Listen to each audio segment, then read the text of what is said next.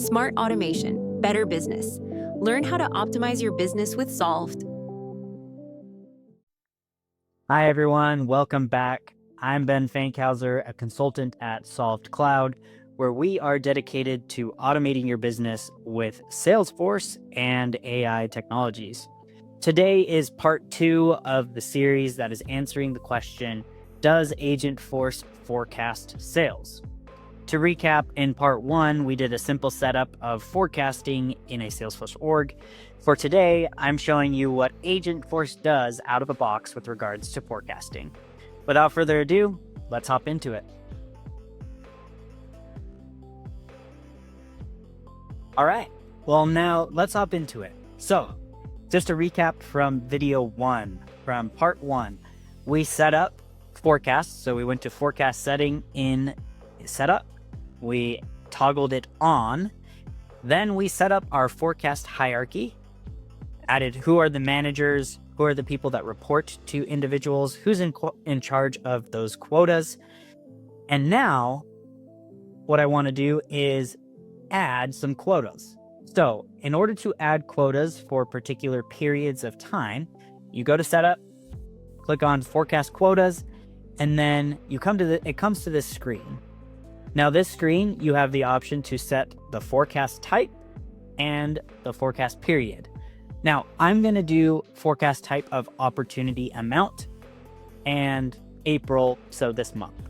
Now you can choose up to 2026, so you can forecast for a whole year.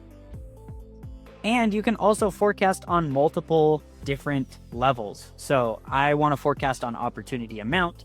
You can also forecast on opportunity line item revenue. So like an opportunity product, say you want to identify what product your agents or your sales reps are selling first or most often, least. Which ones can you take out of your sales process and are just like gimmies, etc.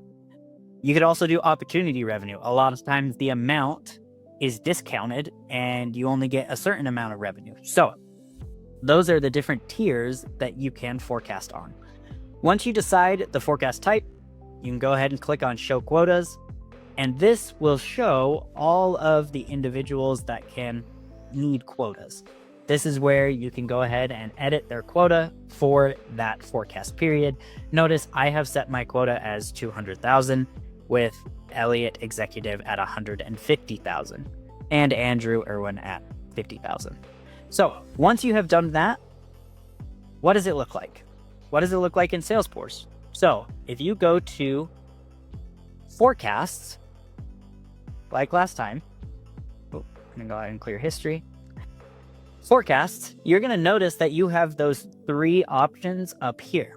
So you can forecast by opportunity amount, which is what we were doing. You can forecast by opportunity line item revenue, and you can forecast by opportunity revenue. Now we've only set it up for opportunity amount, but just know you can do that. And it looks like we are in pretty good shape. It looks like for commit, so the commit forecast for me, $300,000 are committed, so I'm at 150% of goal. And it looks like Elliott Executive has $150,000 in commit. Now, if I change this, say they're no longer in negotiation, say they're in qualification, that will go down. So as we refresh this, it'll go down. It'll say, okay, open pipeline, we have 150,000, but we don't have a best case quite yet, and we don't have a commit forecast. And so I'm going to go ahead, put it back to negotiation and save it. And now it updates. Now, how does Agentforce help with this? Well, let's hop into it. In order for Agentforce to help with forecasting or give you information on forecasting, you have to set it up first.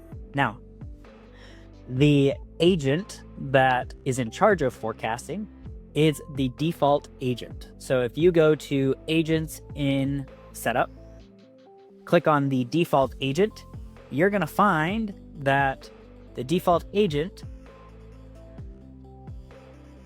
comes with specific topics. Now, this topic Oh, let's deactivate it just to show you where it is. This forecast revenues topic does not come standard. And so you have to add it. And the way you add it is you go to new, add from asset library, type in forecast, and you're going to see that this forecast sales revenue topic comes up. You click on that, click finish. It'll add that topic to your agent. And then in the topic, it already comes with some default instructions and some default actions. Now, this is going to come in handy in the future, just in a few seconds, when you see the limitations that these actions have currently and what you're going to want to do in the future to enhance this agent. So, right now, it's pretty limited. It doesn't have a ton out of the box, but that's where Agentforce becomes very configurable, very useful. You can create automations, Apex flows to do anything you want, and then just make sure that you put the correct instructions in so that it triggers it. So I'm going to go ahead and activate the agent.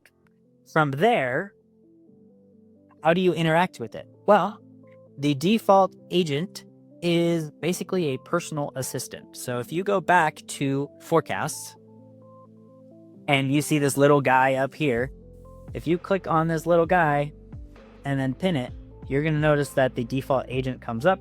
He's your personal assistant, and you can ask it any question about forecasting. So one of the questions I could ask is, well, is Elliot executive going to hit his quota this month? And you could do this from anywhere. You wouldn't have to do it right on this forecast. I'm just showing you it here. So it's going to say, oh yeah, it looks like Elliot is on track to meet their quota. All right, awesome. What is his best commit? A forecast.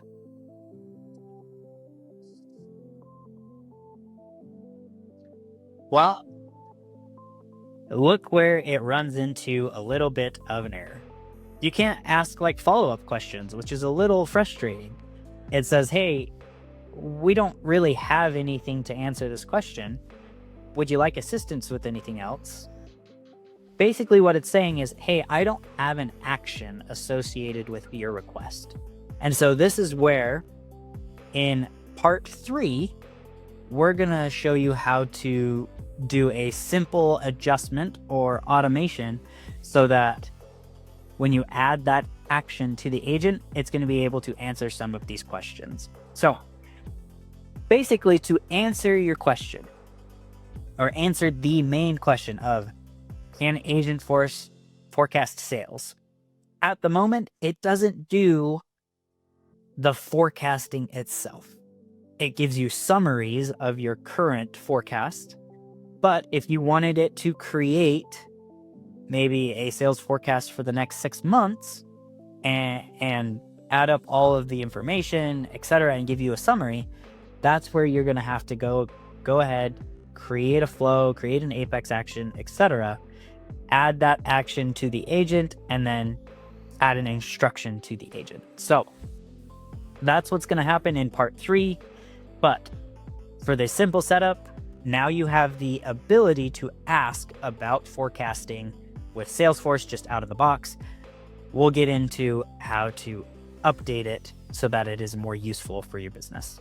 Hey guys, thank you so much for tuning in and watching the video. I really appreciate it. If you liked the video, go ahead and smash the like button below. If you want to learn more about Salesforce, AI, Agentforce, please subscribe to the channel. We have lots of content and are ready to help you with any automation needs or AI needs when it comes to the Salesforce ecosystem. Thank you so much, and we'll see you next time. Bye. Thank you so much for watching. We can't wait to help you automate your business. Please like, comment, or subscribe for more.